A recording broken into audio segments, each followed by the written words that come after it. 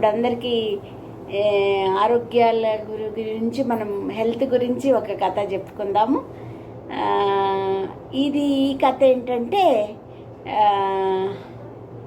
ఒక ఊర్లో ఒక కుబేరుడు అనే ఒక అతను ఉంటాడు.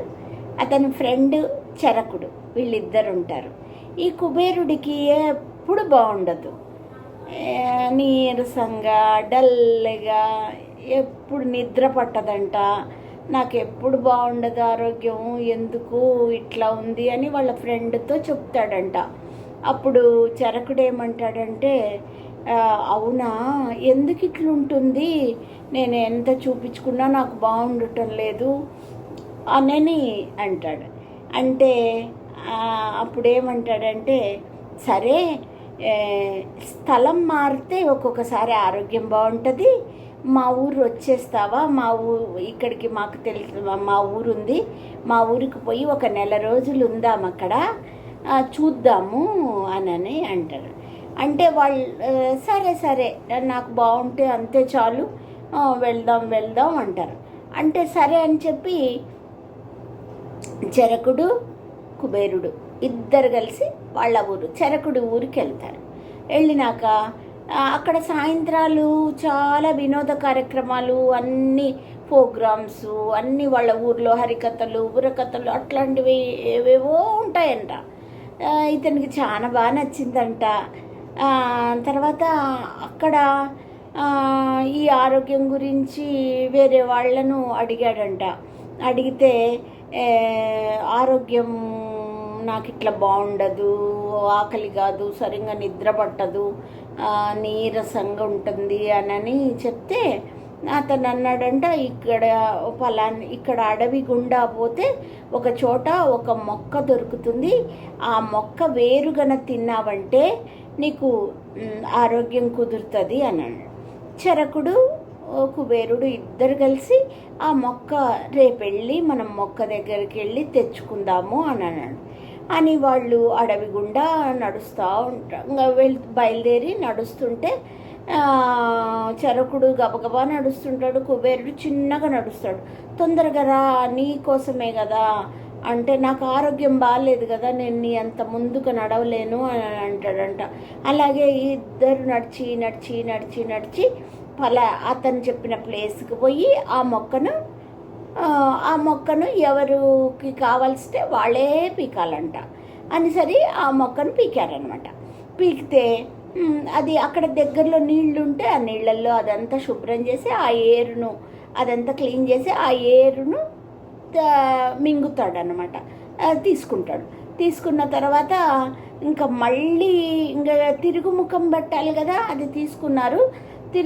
తిరిగిపోవాలంటే ఆ దూరం తలుచుకుంటే వరకు కుబేరుడికి అమ్మో గుండె బేజారెత్తిందంట. అయ్యా, అంత దూరం ఇప్పుడు పోలేము అని అంటే చరకుడు అన్నాడంట, అలాగే చిన్నగా నడుస్తూ పోదాము అంటే, ముందు నాకు భలే ఆకలి అవుతుంది, అప్పుడే పనిచేసినట్టుంది మొక్క అని చెప్పి, మూలిక అప్పుడే పనిచేసినట్టుంది, నాకు భలే ఆకలి అవుతుంది అని అన్నాడంట. అంటే అవునా, ఆకలి అవుతుంది, ఈ ఆకలితో నేను అసలు రాలేను అని అన్నాడంట. అంటే సరే ఇక్కడ దగ్గరలో కోయగూడెం ఉంది, ఆ కోయగూడానికి పోయి అక్కడ వాళ్ళని అడిగి తిని వెళ్దాము అని అన్నాను. అని వాళ్ళు ఇద్దరు కలిసి ఆ దగ్గరలో కోయగూడానికి వెళ్తారు. కోయగూడానికి వెళ్తే ఆ కోయ దొర పెద్ద ఆయన ఉంటారు కదా, ఆ కోయ దొర ఏం చేస్తాడంటే వీళ్ళిద్దరిని ఆహ్వానించి చెరకు బియ్యం అని వాళ్లకు అడవిలో దొరికే దాళ్ళతో అన్నం వండి, ఆకలి రుచి ఎరగదన్నట్టు వీళ్ళకు ఇంకా ఆకలి మీద ఉన్నారు కాబట్టి గబగబా తినేస్తారంట. ఇప్పుడే భోంచేశారు కదా, కొంచెంసేపు విశ్రాంతి రెస్ట్ తీసుకొని వెళ్ళండి అని ఆ కొయ్యదారు చెప్తాడంట. వీళ్ళిద్దరూ ఫ్రెండ్స్ ఇద్దరు కలిసి పడుకుంటే నిద్రపోయారంట. కుబేరుడు అన్నాడంట చరకుడితో, అబ్బా నేను అసలు ఇలా నిద్రపోయి ఎన్నాళ్ళయిందో, అసలు నిద్ర బాగా వచ్చింది, ఆకలి బాగా అయింది, అబ్బా ఏం మొక్క ఇది అని అన్నాడంట. అంటే సరే పోదాం అన్నాడంట. సరిపోదామని వాళ్ళ ఊరు వచ్చాడంట. వాళ్ళ ఊరు వచ్చినాక ఆ మొక్క అప్పుడు చరకుడు అసలు విషయం చెప్పాడంట.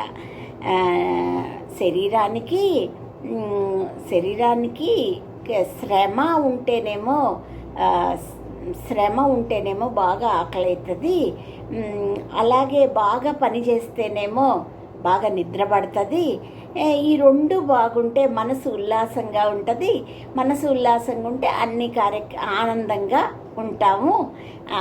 మొక్క లేదు, ఏమీ లేదు, నిన్నంత దూరం నడిపించి నీకు ఇదంతా తెలియాలని చెప్పి నేను అలా చేశాను.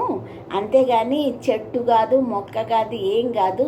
అంత దూరం నడిచే వరకు నీకు శరీరం అలసిపోయి నిద్ర వచ్చింది, ఆకలైంది, అందుకని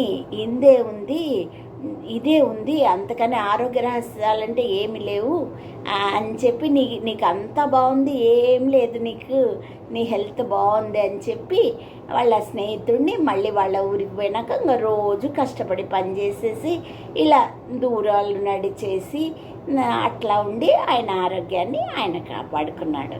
బాగుందా? ఇది ఆరోగ్య రహస్యం. అదొకటి. ఇప్పుడు సమ్మర్ వచ్చింది కదా, ఎండల కాలం వచ్చింది కదా, ఈ ఎండల కాలానికి పిల్లలందరూ కాటన్ దుస్తులు వేసుకోండి, కాటన్ వాటర్ ఎక్కువ తీసుకోండి, ఎండల్లో ఎక్కువ తిరగొద్దు, సాయంత్రం మార్నింగ్ ఇండోర్ గేమ్స్ ఆడుకోండి. హాలిడేస్లో ఖాళీ అన్నప్పుడు ఏదన్నా పుస్తకాలు, మంచి మంచి పుస్తకాలు, కథలు వినండి. Okay, hi, bye. బాగుందా కథ?